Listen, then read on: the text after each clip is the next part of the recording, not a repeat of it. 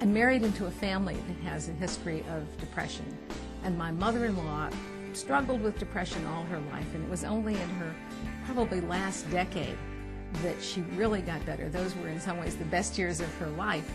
And when she passed away and we were talking about what to say at her funeral, what I was struck with was how many of the family members didn't want to mention her struggle with depression, how it had affected her life, and how much better her life had become in her later years. They still wanted to keep it a secret. Now that was only 25 years ago, but that's a long time in terms of people's understanding of mental illness. We're so indebted to people who come and tell their story, and even though stigma is much less decreased, for many years, and even now, many people are hesitant to tell their story. They're fearful that friends, coworkers will look at them differently.